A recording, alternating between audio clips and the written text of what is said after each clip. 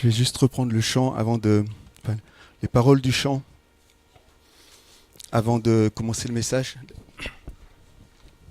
Tu nous appelles à offrir nos corps en sacrifice. Il y en a qui ont donné cette semaine leur vie pour une certaine liberté dans notre pays, même si on ne suit pas forcément ce qu'ils ont dit. En plus, il y en a qui étaient profondément athées. En tout cas, c'est vrai c'est important de se lever pour la liberté, parce que on a en nous-mêmes des paroles qui vont aller à... C'est l'offense complète, c'est le comment on dit, le blasphème. Parce que moi je crois, par exemple, je crois que Jésus est le Fils de Dieu, c'est un blasphème.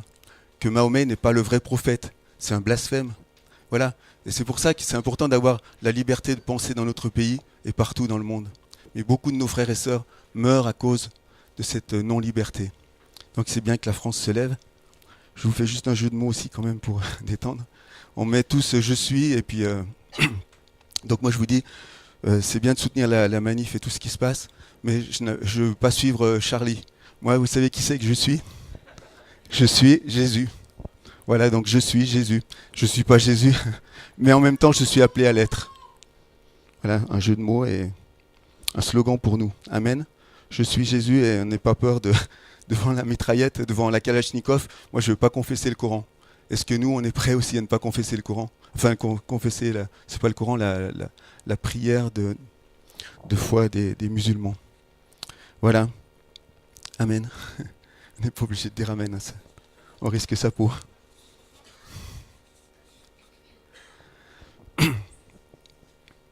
Merci Seigneur pour ces moments. Merci pour tous ces beaux chants qui nous invitent à tellement plus que ce que nous vivons maintenant. Merci Jésus. Merci de nous conduire dans ta vie pleine et entière. Ouvre nos cœurs, ouvre nos pensées, notre entendement, Seigneur, pour que ta parole puisse prendre sa place et vie en nous. Amen. Nous avons vu la dernière fois, j'avais parlé du rocher, et que Moïse devait dire au rocher, coule. Bon, et c'est difficile pour nous, on doit prendre la même chose que Moïse, on doit parler au rocher, mais c'est difficile pour nous de commander au rocher qui est Christ, si on ne le connaît pas vraiment. Ce qui est important, c'est pas de parler, c'est de connaître. Et quand on parle, ça se passe. Amen. Moïse parlait avec Dieu comme on parle avec un homme.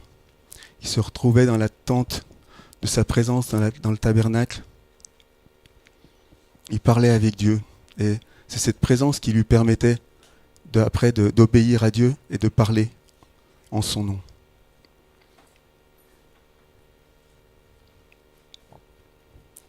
J'avais dit l'autre fois qu'il ne faut pas seulement avoir le rocher parmi nous, donc Christ qui est venu sur la terre. On a le rocher, mais on ne sait pas s'en servir. Il faut Emmanuel. Dieu est avec nous. Dieu est en nous.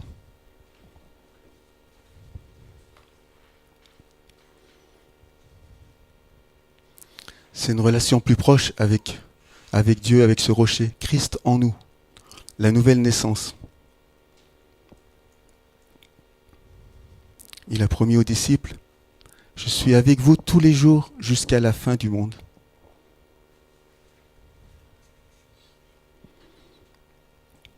Ce salut de Dieu est en nous quand nous l'avons invité. Donc le premier pas, c'est inviter Jésus dans notre cœur.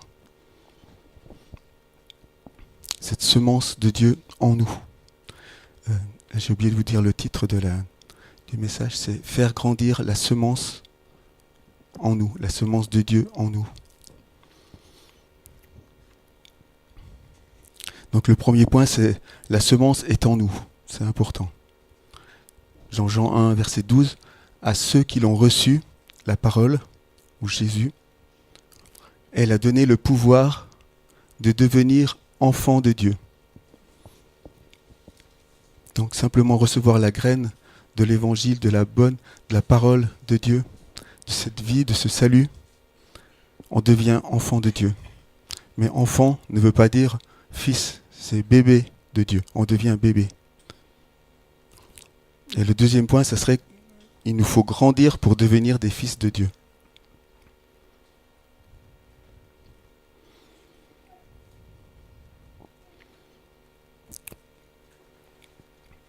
Il y a une prophétie dans la Genèse. Philippe nous en avait parlé sur la venue de Jésus. C'est dans Genèse 3,15. La descendance de la femme écrasera le serpent. La postérité de la femme écrasera le serpent. C'est la prophétie comme ceux qui ont vu le film Narnia. La prophétie dont il est question, les fils d'Adam vont mener le combat contre les puissances invisibles. Et Marie a donné naissance à Jésus qui devait détruire les œuvres du diable. C'est la descendance de la femme, de Ève. C'est donc Marie et qui a donné naissance à Jésus. Et lui, il a commencé à écraser le serpent. C'est lui qui a dépouillé les dominations, les autorités, les a livrés publiquement en spectacle. C'est fait, c'est accompli, mais ce n'est pas fini. Amen, parce qu'on voit trop de choses mauvaises ici-bas.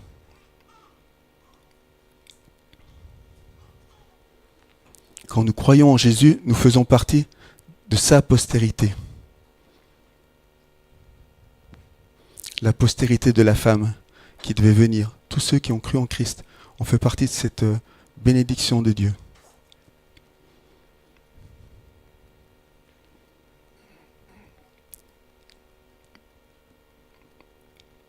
Mais pour recevoir son autorité, l'autorité des fils, il nous faut une communion plus forte avec lui, il nous faut grandir avec lui.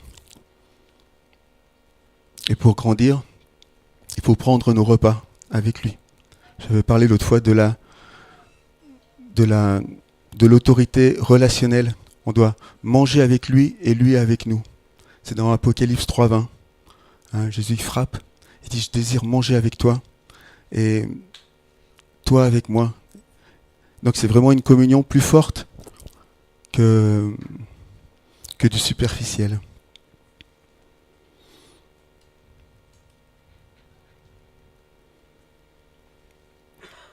Et ainsi, en grandissant, nous recevons une autorité de confiance, d'amitié.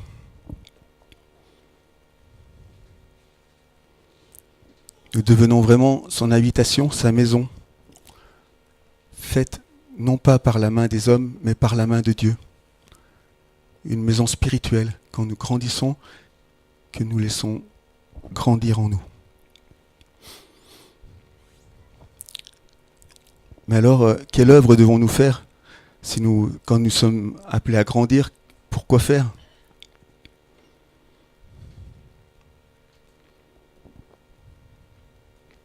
Dans 1 Jean 3, verset 8, c'est marqué, c'est une partie du verset, le diable pêche dès le commencement, mais le Fils de Dieu a paru afin de détruire les œuvres du diable. Donc ce que Jésus a commencé de faire, c'est cela que nous devons continuer de faire. Le corps des croyants, l'Église, est appelé à détruire les œuvres du diable. C'est beaucoup plus que de se réunir et de louer le Seigneur.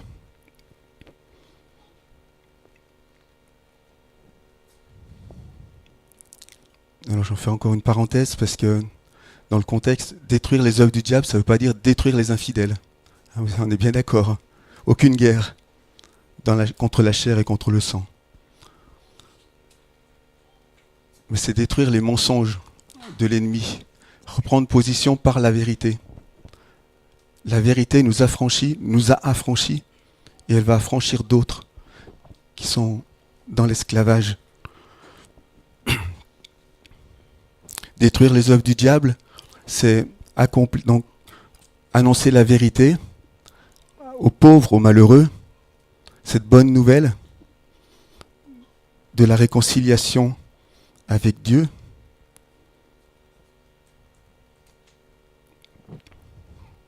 C'est aussi Ésaïe 61, délivrer les captifs, ceux qui sont enchaînés, liés, sous l'oppression du diable. et toutes les autres choses. Libérer ceux qui sont en prison.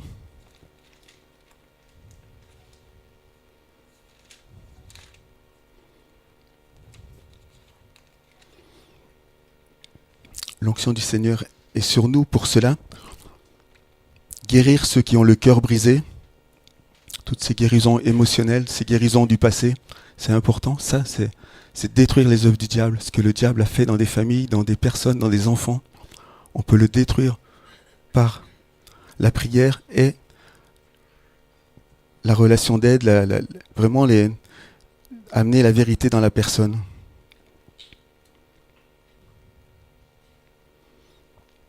Délivrer les prisonniers, donc tous ceux qui sont enchaînés par des faux concepts, des fausses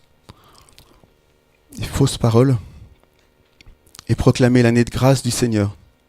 Et aussi son jour de vengeance, son jour où il revient bientôt. On a des comptes à rendre.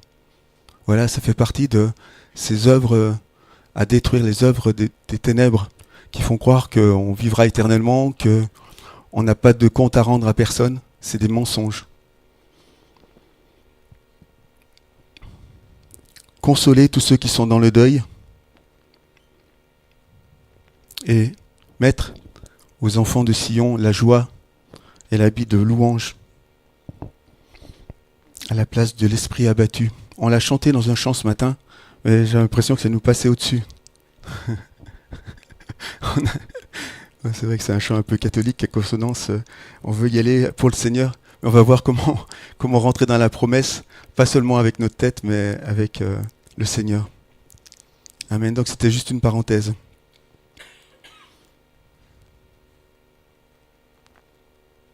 Recherchons cette proximité avec Dieu pour ne pas rester des bébés, mais grandir. Amen. Non, plus personne. Tout le monde dort. On ne veut pas rester des bébés, mais je pense qu'il n'y a pas que des bébés ici. Mais voici en Jérémie 31, 22. Voici, je crée une chose nouvelle. La femme recherchera l'homme. C'est un peu bizarre ce verset. Hein, ça me plaisait quand j'étais célibataire. Parce que je dis, je vais trouver plus facilement, mais ça n'a pas marché. C'est à l'homme de chercher la femme. Mais la vraie traduction, c'est une femme renfermera un enfant mâle. Et c'est une prophétie aussi pour la venue de Jésus. Elle renfermera une semence d'homme, et donc une semence de fils de Dieu. Voilà. Marie a été ce vase pour accueillir la semence de Dieu par le Saint-Esprit qui est venu sur elle. Ce n'est pas un ange, c'est le Saint-Esprit qui est vraiment venu en elle.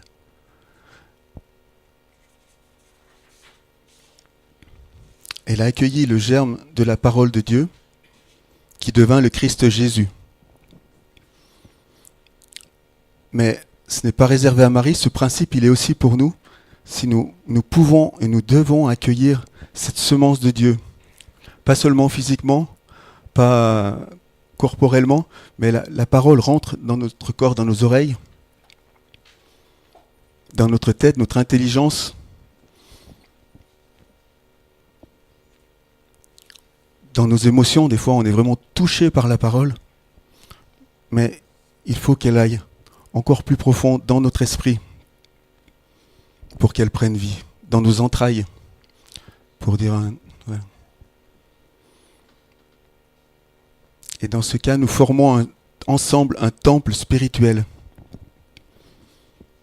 Le corps de Christ, le vrai corps de Christ, l'habitation de Dieu, cette maison de prière, dans cette relation dans l'esprit, la parole en nous, dans notre esprit. Donc c'est à nous d'apprendre à recevoir cette parole, ces promesses, sa vie, qui va grandir, pour que Christ soit formé en nous, que je sois Jésus, que je suis Jésus, que je sois Jésus, comme Jésus. Ce n'est pas seulement pour être beau et parfait, comme certains ils pensent que le chrétien il est parfait,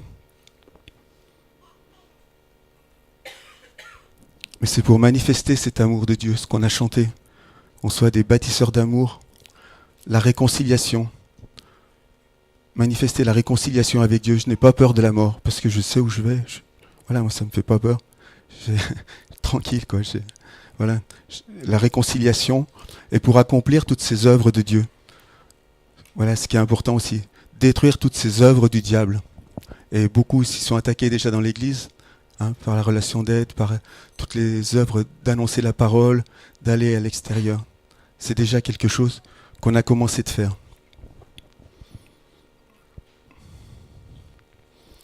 En troisième point, donc on a vu qu'il fallait recevoir la parole, qu'il fallait grandir. En troisième point, je voudrais dire comment recevoir cette parole plus profondément pour grandir et porter du fruit. Parce que cette parole, on la reçoit dimanche après dimanche, ou même bien plus dans la semaine, j'espère bien, que vous recevez. Mais il y a une façon de la recevoir pour qu'elle porte du fruit. Pour ceux qui veulent, ils prennent Marc au chapitre 4, c'est la parabole du semeur, du verset 1 à 20, mais je ne veux pas le lire, je vais juste le commenter, parce qu'on la connaît tous. Le semeur est sorti pour semer, et il a semé sur le chemin. Résultat, les oiseaux ont mangé. C'est-à-dire que la parole n'est même pas rentrée. On a entendu, mais on a oublié. Cette parole, cette prophétie qui nous a été donnée, on l'a oubliée, on l'a méprisée. Et voilà, elle ne porte pas de fruits.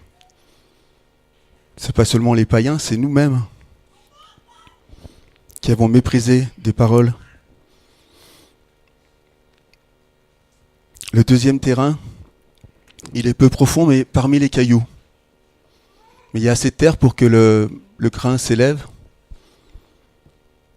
La plante vient parfaite, sauf qu'il y a un coup de soleil, et faute de racines, elle sèche. C'est là notre problème en fait. La parole a trouvé un sol dur, c'est-à-dire notre cœur. Elle est arrivée dans notre cœur, mais le cœur était dur. Elle est restée là. Et dans notre cœur, il y a la vie et notre âme. Volonté, intelligence, émotion. Mais elle n'est pas allée plus bas, dans notre esprit profond.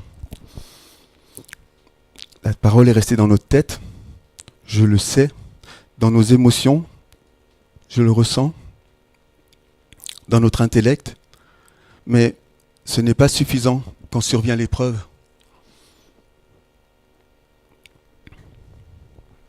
L'épreuve de la foi, il nous manque des racines. Ce qu'on peut dire des chrétiens superficiels qui n'ont pas de racines.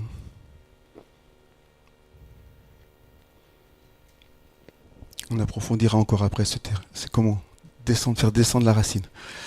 Le troisième terrain, c'est un bon terrain, un peu plus profond, mais il est ensemencé d'épines. Il y a plein d'épines autour. Alors, je vous rassure, on est dans ce terrain-là. C'est un bon terrain, la France, elle n'est pas dure, mais elle est remplie d'épines, de ronces. Le diable a mis plein de ronces. Et ces ronces empêchent de porter du fruit, étouffent la semence.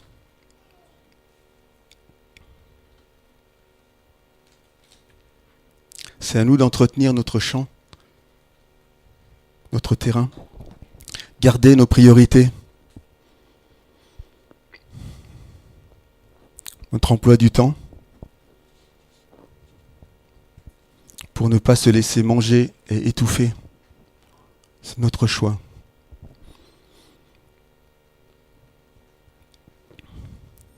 Donc ça invite à la purification, comme il a montré. Délivrance parfois, des choses de l'ennemi qui nous harcèlent, qui nous empêchent de croire la parole, qui nous empêchent de croire que c'est pour moi. Et là vraiment, on a besoin les uns des autres pour des fois s'enlever les ronces. Ne pas se laisser étouffer par les soucis de la vie. La convoitise, les mauvaises pensées. Tout ça nous empêche de porter du fruit. On a reçu la parole, mais ça n'a rien changé dans ma vie. Je ne sais pas si vous l'avez vécu. Moi aussi, j'y suis passé, j'y passe. Et je passe le coupe-coupe pour débroussailler. Mais il y a le quatrième terrain qui est toujours le même, bon terrain, comme la France, et qui porte beaucoup de fruits.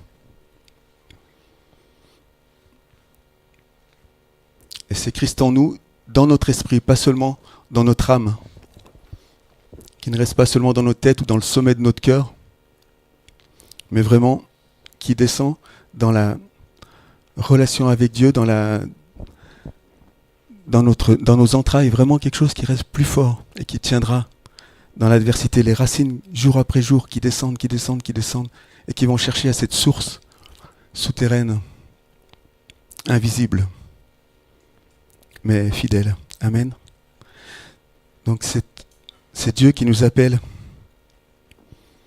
à approfondir nos racines, notre terrain de foi.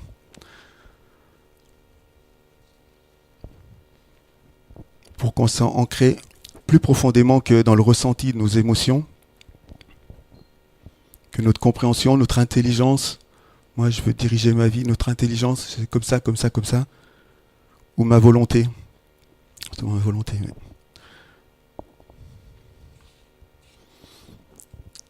Je vais prendre un exemple parce que, par exemple, c'est écrit, vous l'avez lu sûrement hein, dans l'Évangile, c'est écrit, Jésus il a dit, ne vous inquiétez de rien. Oh, ouais, on est d'accord, je le sais. J'en suis sûr même. C'est écrit, j'en ai le sentiment. Mais le problème, c'est quand il arrive une facture ou un problème d'argent ou un problème relationnel, ne vous inquiétez de rien. On manque d'eau là. Et on sèche, et voilà, soit on oublie la parole, soit elle ne porte pas de fruits. Ou un autre, par exemple, je suis l'Éternel qui te guérit, et puis dès que survient nos émotions ou nos sentiments, on a l'impression qu'on n'est pas vraiment guéri, et ben, le doute, et puis on retombe. Plein d'exemples comme ça, on peut s'en trouver, hein, je pense. Laissons la parole, pas seulement dans notre tête, essayons de la comprendre dans toutes les versions, si on veut, de la parole, mais continuons de la ruminer pour qu'elle descende dans notre esprit et qu'elle porte un fruit abondant pour la gloire de Dieu. Amen. J'aurais parlé des fausses grossesses. Je vous ai parlé que la parole, elle doit porter un fruit. Jésus en nous.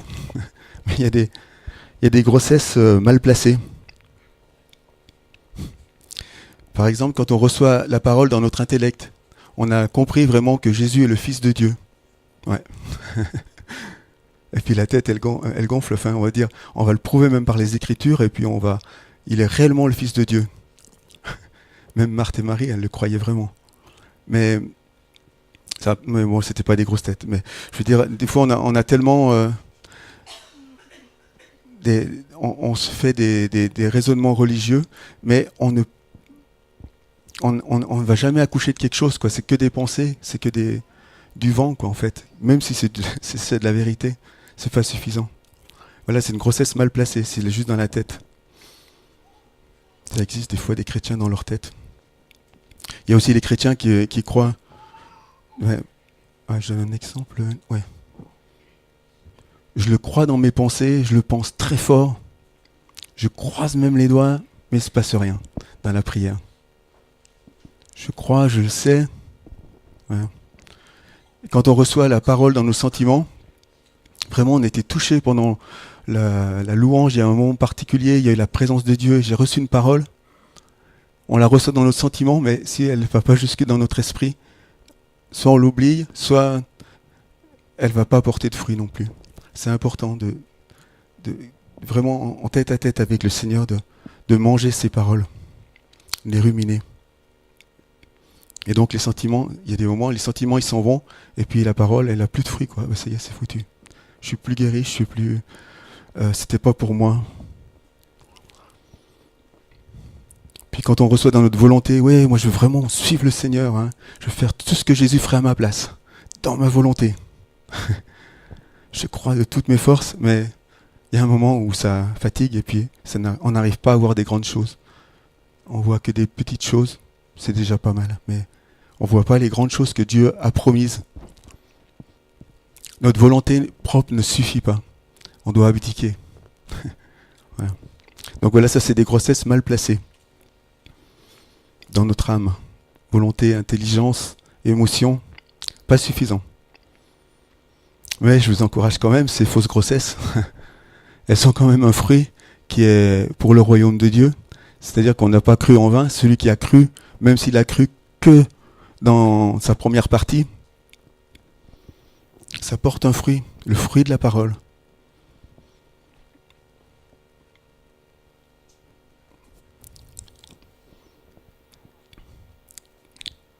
On a des vies mieux réglées. On vit les commandements de Dieu, donc on vit beaucoup mieux les uns avec les autres, avec nous-mêmes. Des gens qui sont ouverts à la culture de Dieu, à la louange, au royaume de Dieu, aux choses de Dieu. On est ouvert. On est très humain, très humaniste. On respecte les commandements de Dieu et on aime le prochain. C'est déjà un bon fruit, même si c'est que le fruit dans une partie de nous-mêmes. Mais c'est un peu comme des bébés qui sont là, qui sont presque inoffensifs, quoi. Pas, en tout cas, qui n'arrivent pas à utiliser tout ce que Dieu a en potentiel pour nous, quoi, cette puissance, cette autorité. Des bébés qui restent fragiles dans l'adversité et dans la tribulation. Ceux qui partent avant la tribulation, c'est bien, mais ceux qui passent par des épreuves de foi, des fois, ils manquent de racines et puis ils sèchent, et c'est terrible. Donc continuons de faire nos racines. Hein. Les nouveaux convertis, il y a à creuser. Il ne faut pas aller plus profond dans la graine. La graine, elle doit rester quand même en haut, mais les racines, elles doivent descendre.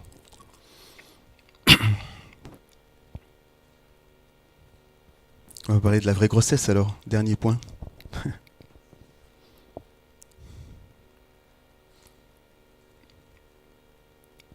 C'est un peu difficile à expliquer là, il faudrait un gynécologue. Non, je blague. Un gynécologue de l'esprit. Dieu nous appelle à recevoir sa parole au fond de notre esprit. Il est où notre esprit? Un endroit où on ne connaît pas vraiment, mais on le développe dans notre écoute de Dieu, dans notre moment secret avec lui, dans les moments en commun où on le loue et on écoute le Saint-Esprit. On développe cette écoute de l'esprit.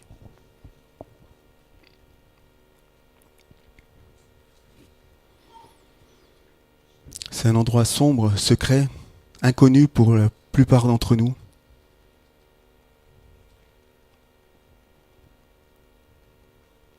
Et surtout, il est stérile, il est demeuré stérile. On ne voit pas comment ça peut porter du fruit, cet endroit-là. On est resté stérile. Ça dépasse nos facultés humaines. Mais c'est à cet endroit il nous faut développer cet endroit, notre être spirituel à cet endroit. Parce que c'est là que Dieu veut mettre la bénédiction, la vie en abondance.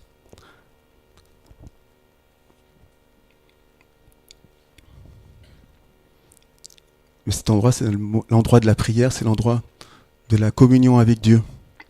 Et c'est dit, ma maison sera appelée une maison de prière pour tous les peuples. Une maison d'écoute de Dieu. Une maison où Dieu parle. Où Dieu répond aux prières aussi, ouais, abondamment. C'est dans Ésaïe 56 au verset 7, ce passage. Je reprends un verset que Jérôme a pris souvent cette année, enfin en tout cas l'année passée. Les enfants de la femme stérile seront plus nombreux que celle qui est fertile.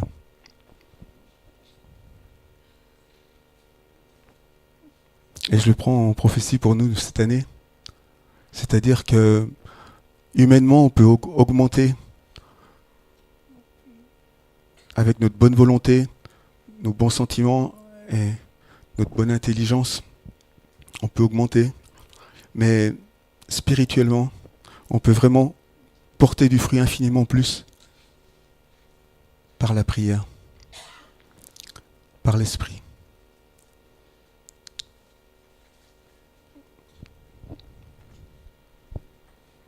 Dieu veut envoyer un réveil spirituel infiniment plus grand que ce qui est possible humainement, par les moyens humains.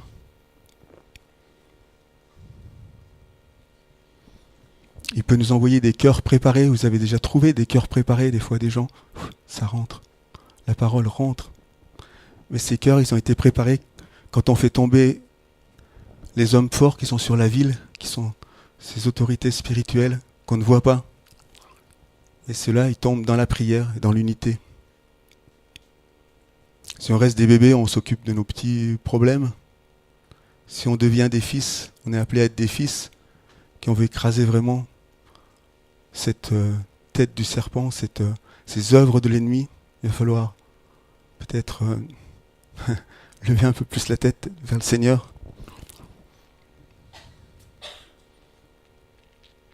Voilà.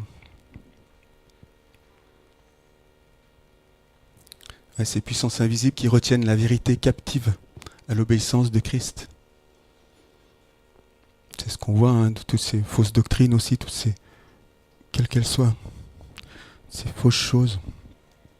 Et on n'arrive pas à recevoir Christ, qui est tellement évident quand on l'a trouvé. Donc il nous faut la prière par l'Esprit Saint, dans notre esprit. Donc une écoute encore plus forte de l'Esprit Saint. Et puis en même temps, je vous invite à participer à la semaine de jeûne et prière. On a décidé d'une semaine à part pour rechercher plus la volonté de Dieu, justement rechercher cette onction. Parce qu'on a l'impression que les gens, ils plafonnent, quoi, ils vivent pas vraiment quelque chose avec Dieu. Et quand on jeûne, on laisse. On meurt un peu plus dans notre âme et on laisse un peu plus de place au spirituel. Donc voilà, Jérôme fera les annonces après pour comment participer. Je rappelle en conclusion, si nous voulons demander au rocher, il nous faut grandir et devenir des fils. Ne restons pas des bébés.